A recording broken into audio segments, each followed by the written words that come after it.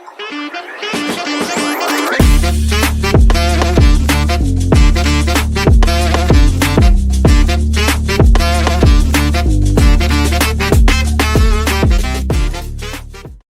guys, kali ini kita akan jumpai seseorang yang pastinya keren. Kalian pengen tahu siapa? Kita ikutin. Dan sekarang nih, kita ada di Sekretariat IAI Bali.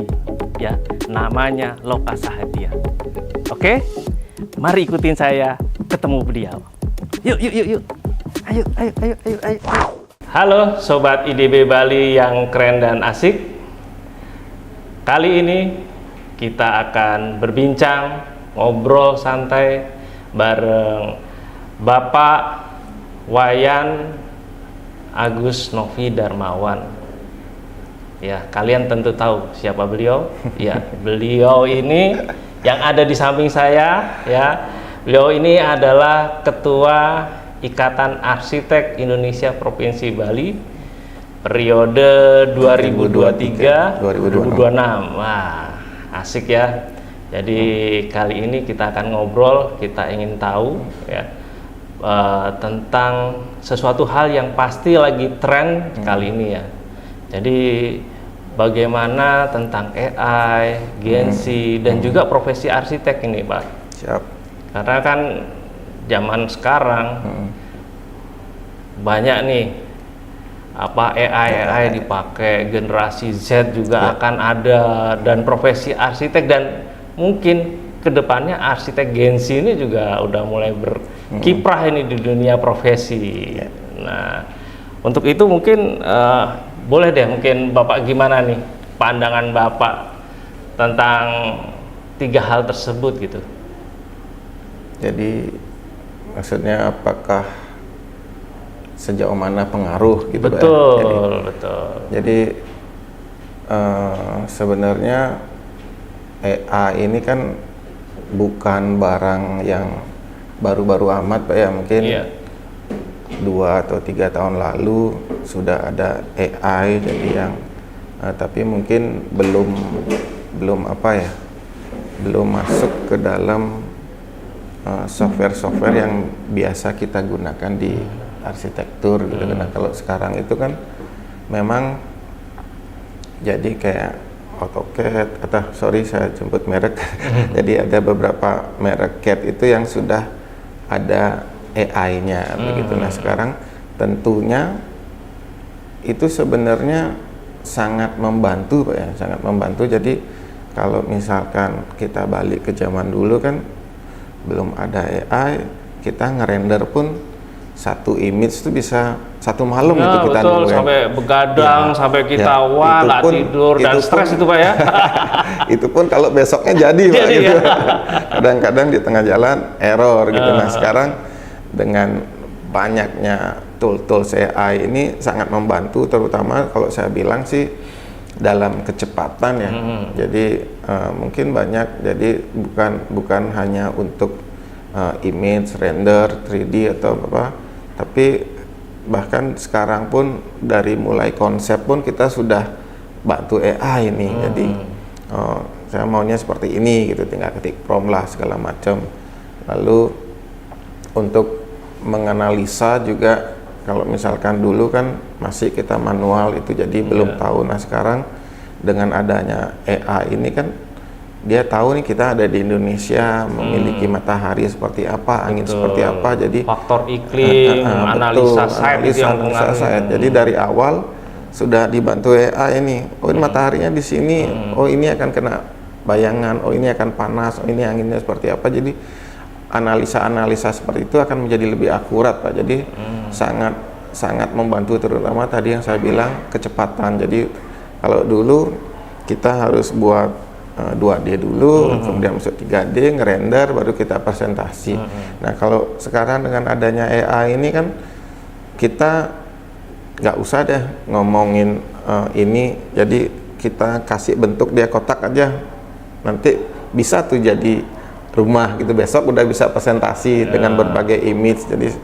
Jadi kalau dulu ngerender kita buat suasana pagi sendiri, suasana sore sendiri, malam sendiri. Kalau sekarang kan tinggal mau suasana malam jadi itu Langsung gambar jadi, ya, mau suasana agak sore gitu jadi gitu, mau nambahin mobil atau backgroundnya apa cepet gitu. Jadi kalau klien tuh pengen minta suasana apa namanya image-nya itu, karena kan juga banyak yang emang pingin ya, oh di kamar mandi seperti apa, jadi kita buat aja apa namanya basicnya, terus kita kembangin pakai prompt, udah jadi oh ini mau suasana tropikal kayak mau suasana apa, jadi cepet gitu. Jadi dengan AI ini membantu mempercepat dan karena cepatnya ini jadi kita bisa memberikan banyak alternatif gitu. Kalau saya sih lebih ke sana ya, pengaruh AI itu jadi sangat dimudahkan dari ya beberapa generasi sebelumnya,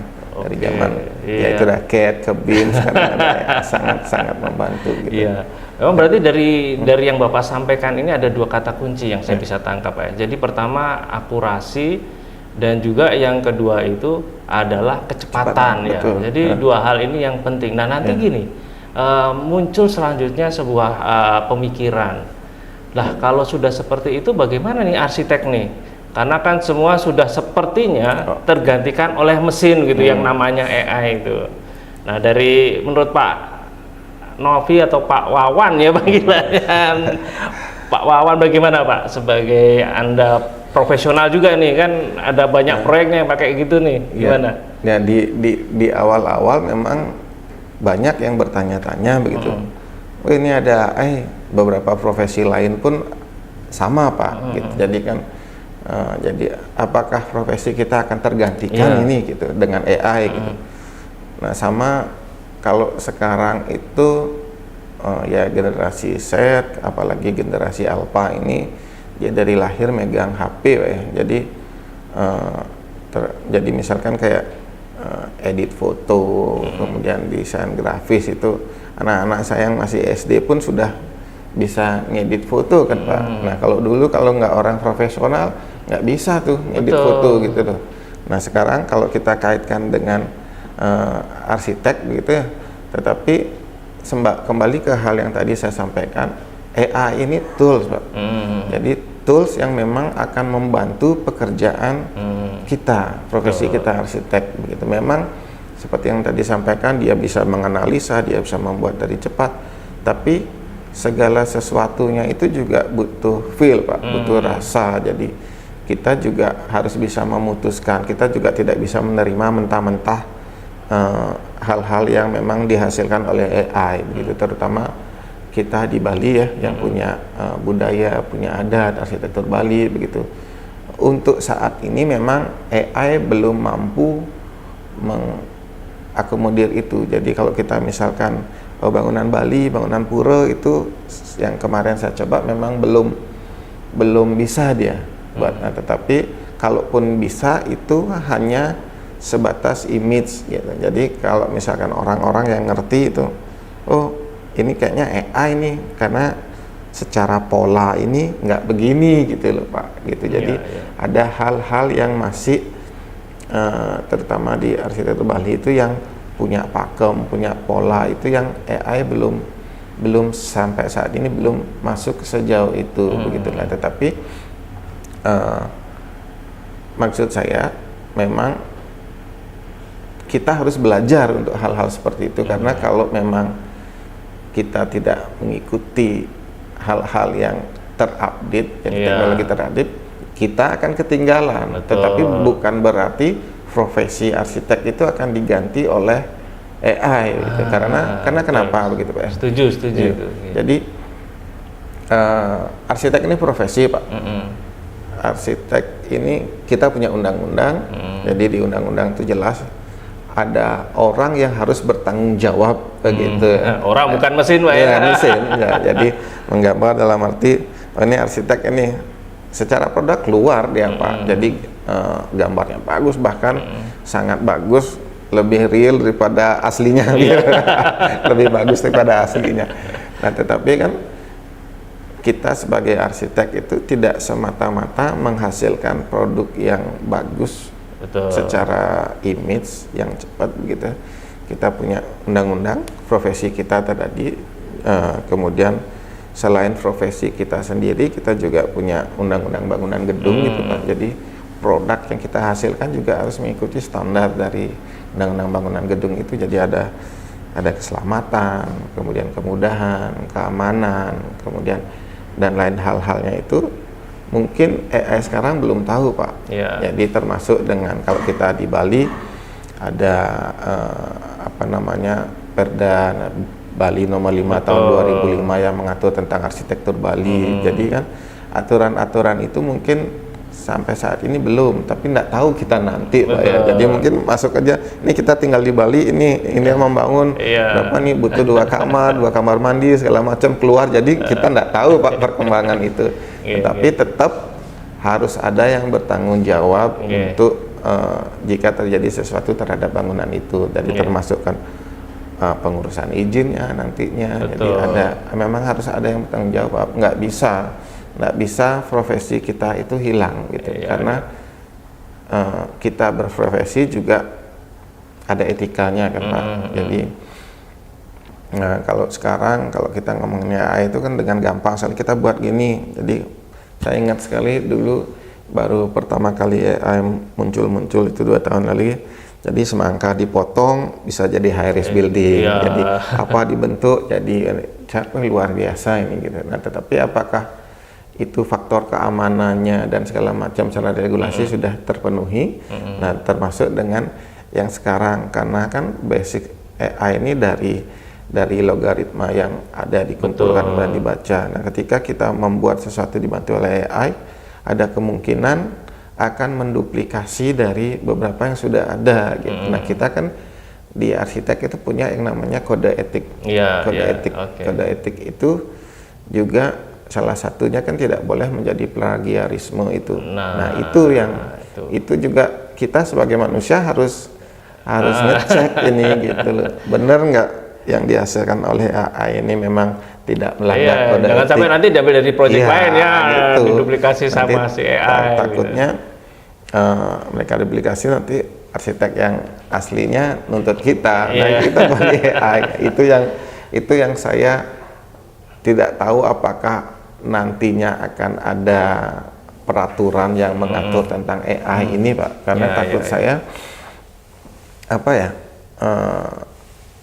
banyak hal yang kita belum siap begitu ya, dalam arti kayak kemarin ada sebuah kasus sayembara gitu, dia menggunakan AI Pak, konsep segala macam.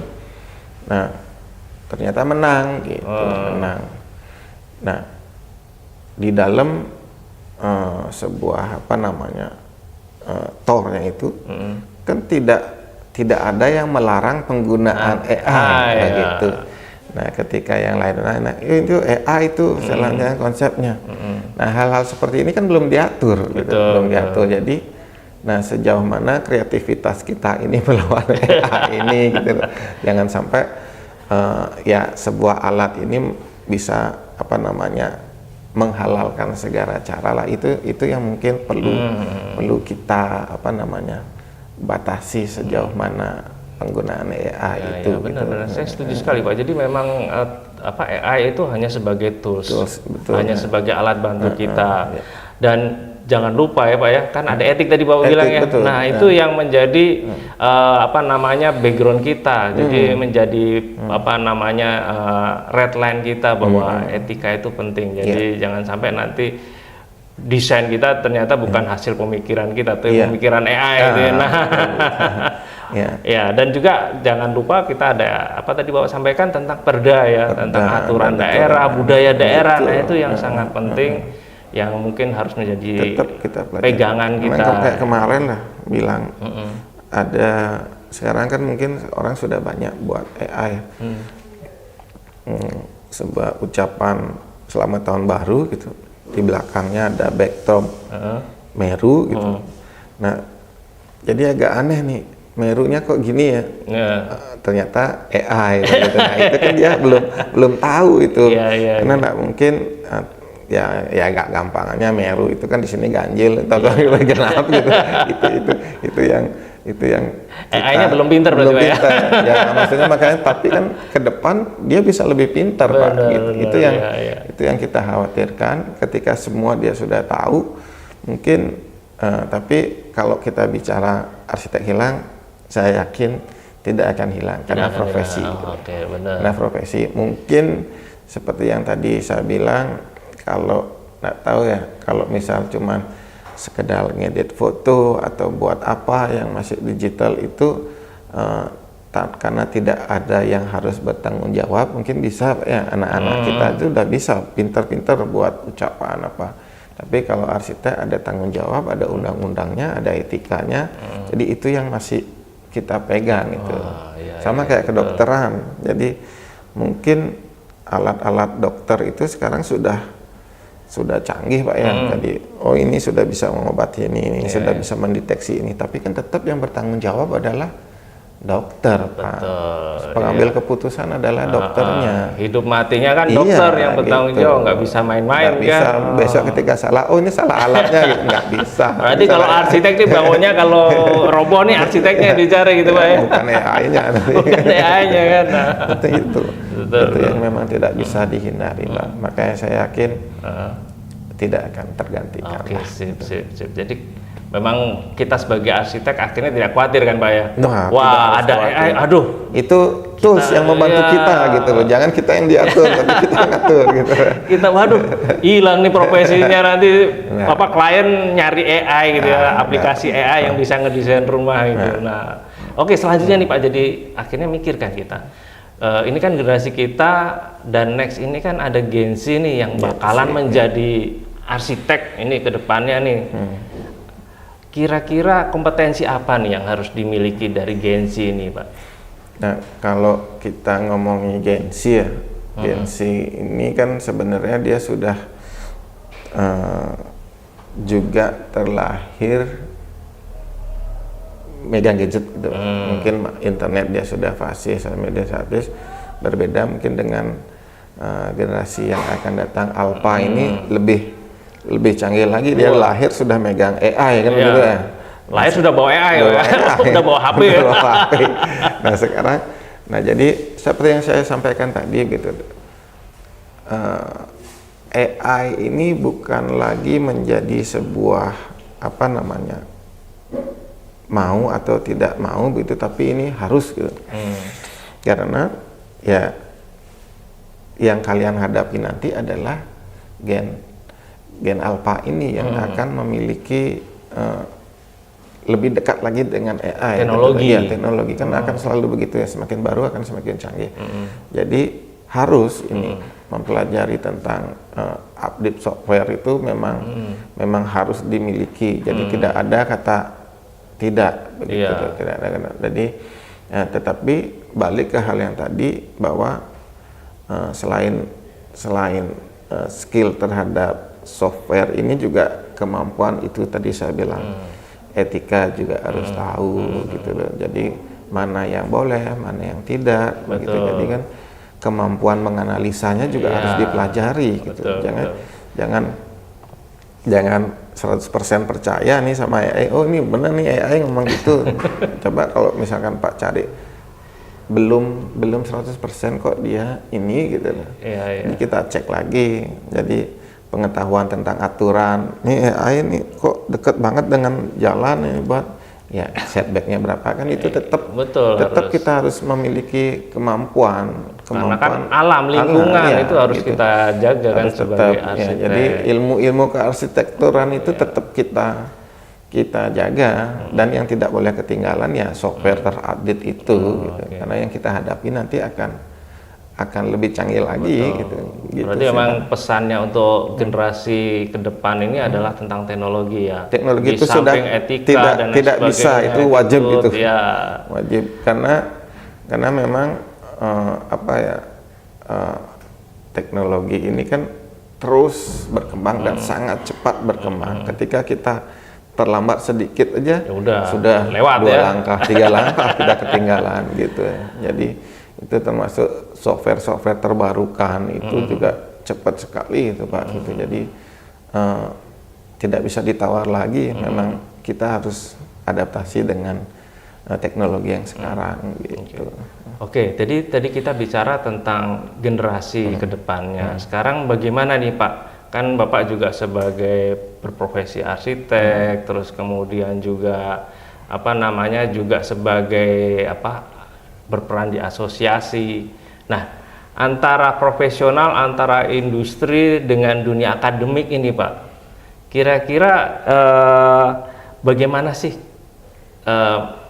pendapat Bapak untuk akademis, dunia akademik, kampus-kampus ini mempersiapkan generasi ini, apa sih masukannya biar nanti mereka bukan hanya generasi yang tergantung pada teknologi, tapi juga generasi yang punya dalam tanda petik prinsip yang tadi yang disebut etika tadi juga gitu. Ya, memang kita kan di dunia arsitektur ini kan saling terkait Pak. Jadi tidak bisa terlepas jadi profesi antara pendidikan termasuk dengan pengguna jasa gitu ya. Pengguna jasa dalam hal ini mungkin ada swasta, ada pemerintah dan segala macamnya. Kita harus bersama-sama sebenarnya memanfaatkan teknologi gitu. Tetapi memang ini kan yang menjadi hulunya saya anggap memang di dunia pendidikan begitu deh. Ya kalau memang dari pendidikan dia sudah megang tools-tools terbarukan ini, saya yakin akan berproses karena kalau kita melihat ke belakang Pak ya, jadi mungkin generasi bapak kita atau orang tua kita masih dia dulu menggunakan gambar. Jadi kan memang di zaman itu kemampuan yang dia miliki adalah sketsa begitu. Jadi kemana-mana ada sketsa. Nah kemudian berganti lagi ke generasi saya mungkin sudah mulai computerized gitu, ada ini. Jadi memang kemampuannya pada saat itu ya begitu. Nah kalau sekarang memang zamannya begini, ya di kampus itu, terutama di perguruan tinggi itu harus sudah mempersiapkan tenaga-tenaga pendidik yang memang mampu untuk mengkomodir hal-hal seperti ini gitu Pak. Jangan sampai tertinggal ya. Jangan sampai tertinggal. Nih apalagi nih IDB namanya Institut Desain dan Bisnis gitu. Jadi kan bisnisnya juga harus diinikan gitu loh Pak. Jadi tidak hanya sekedar desainnya harus update. Jadi ketika ngomongin teknologi nanti jangan sampai gambarannya skate kita perlu Pak, gitu kita perlu. Nah, jangan terlalu terbuai dengan nyamannya. Oh sudah begini nih kita tapi kita tidak bisa terlepas dari hal-hal yang memang baru. Jadi mungkin saran saya di pendidikan itu sebenarnya sekarang kalau kita ngomongin masalah software terus itu license yang untuk di education itu tidak ada khusus Pak. Jadi banyak yang memang produk-produk itu punya edisi yang education. Iya, jadi khusus untuk dunia kampus. Jadi bisa bekerja sama lah atau sehingga hal-hal yang baru ini sudah kita dapatkan dari kampus, diserap oleh siswa-siswa di kampus. Jadi dari vendor-vendor pun juga pasti akan senang ya produknya dipakai, karena ketika habis dari ini dia sudah nanti terbiasa dengan program itulah mungkin seperti apa. Ya itu harus. Nah kemudian kembali juga dari dunia pendidikan juga harus disampaikan itu Pak, mulai etika itu juga jangan lupa itu nggak boleh juga gitu ya. Mungkin itu sih Pak kalau saya ya gambarannya kasarannya kalau misalkan dulu kita masang dinding pakai batako, sekarang udah bata ringan yang pakai lem segala macam, teknologinya semakin canggih. Jangan kita masih belajar cara masang batako gitu, padahal sekarang teknologinya sudah. Iya, mungkin kedepannya malah kalau kita buat rumah katanya ada printing pakai printing itu. Jadi walaupun belum seperti saya tadi bilang bahwa ini adalah dunia pendidikan, kemudian yang kedua profesi, yang ketiga adalah pengguna jasa. kalaupun umpamanya di pengguna jasa ini belum siap begitu, karena beberapa kendalanya seperti ini. Jadi kita belajar nih BIM di kampus gitu. Ketika kerja kita dipaksa juga pakai BIM gitu. Tetapi pengguna jasanya nggak bisa tuh pakai BIM gitu, Pak. Jadi kan, nah ini yang perlu kursus dia, Pak. Itu makanya harus saling terkait sehingga menjadi satu apa namanya, satu kesatuan yang memang semuanya menggunakan teknologi gitu. Jangan terputus nanti gitu. Betul, ya. Dan tautannya nanti kita sekarang ini BIM kita ini pakainya nggak ada gambar CAD-nya ya gitu ya. Ya kita kan balik lagi. Nah, hal-hal seperti itu ya yang perlu sinkronisasi atau perlu kita jajaki sehingga dari hulu ke hilirnya itu bisa apa ya, terkonek iya, kan, tidak terputus teknologinya, terintegrasi lah bahasa kerennya ya. Memang betul Pak, jadi memang dunia kampus dengan dunia industri atau dunia kerja profesi ini memang harus saling bersinergi. Karena apa? Hasil akhir daripada sistem pendidikan adalah menjadikan tenaga profesional. Jadi teknologi, kemampuan SDM dari dunia kampus, terus belum lagi software yang mensupport, dan juga faktor yang lain ya. Ada etika profesi, ada undang-undang yang harus dipegang oleh calon-calon arsitek. Jadi ini juga akhirnya menjawab Pak ya. Menjawab dari pertanyaan saya selanjutnya bahwa pesannya apa gini untuk generasi muda calon-calon arsitek ini agar mereka terus konsisten dalam artian tetap berjalan di jalurnya, tidak nabrak ini kan. Khawatirnya nabrak akhirnya jadi masalah begitu. Ya, memang itu dari tadi itu sampaikan memang pendidikan itu penting Pak ya. Penting, oke. Ya, jadi dari jalur pendidikan itu memang sudah kita dibekali nih. Jadi modal. Ya, jadi modal. Nah, cuma nanti ketika di dunia kerja tidak 100% akan sama begitu. Mungkin pasti adalah penyesuaian.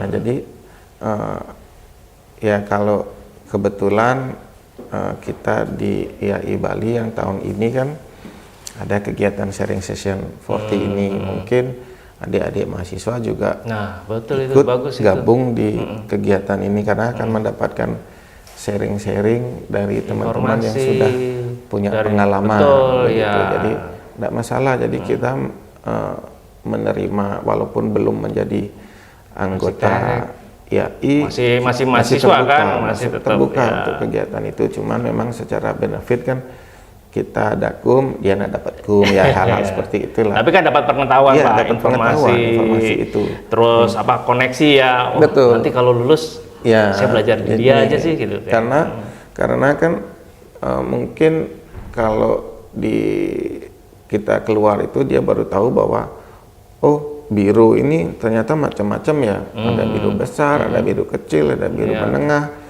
Jadi kita maunya kemana ini gitu. Kita mau jadi apa? Karena kita itu tidak bisa berdiri sendiri Pak. Jadi nanti ketika lulus menjadi arsitek, kita tidak bisa memakai ego kita. Jadi aku mau bangunannya begini nih gitu. Di sana tuh ada klien, kemudian ada peraturan, kemudian ada biaya gitu. Jadi kemudian ada juga dari bidang-bidang ilmu yang lain. Jadi ada sipil lah yang pasti, struktur, ada orang MA, kemudian kalau besar lebih proyeknya lagi ada lighting dan segala macamnya. Kita itu harus bisa berkolaborasi dengan kerjasama itu Pak. Jadi realitanya akan seperti itu. Jadi kita tidak bisa hanya mengandalkan kemampuan kita sendiri gitu. Aku bisa nih buat gambar dengan mesin biasa dengan mesin aja gitu. Tetapi ketika kita bertemu dengan klien, kemudian ketika ketemu disiplin lain, jadi contohnya begini, di AI ini buat enak nih, tanpa kolom ini gambar. Nah sipilnya kan bisa aja ngomong, ini nggak bisa nih bentangnya lebih dari 6 meter lah, ini harus ada kolom. Tapi ya AI kan belum bisa menganalisa mungkin sampai sejauh itu untuk saat ini. Jadi ya enak, oh ini bagus, ini gini. Jadi saya percaya kalian pasti dapat insight dari ngobrol kita kali ini dengan Bapak Wawan, yang beliau juga ketua IAI ya, bahwa ada satu kata yang menarik dan juga ada suatu terakhir kata yang bisa saya ambil tentang hidup itu indah saat kita berani berjuang untuk mewujudkan impian. Nah, disinilah makanya kami menyiapkan kamu untuk masa depan. Bersama IDB Bali dan juga IAI Provinsi Bali, kami siap menyambut kalian dan juga mendukung kalian meraih impian dan cita-cita. Sampai jumpa di sesi selanjutnya.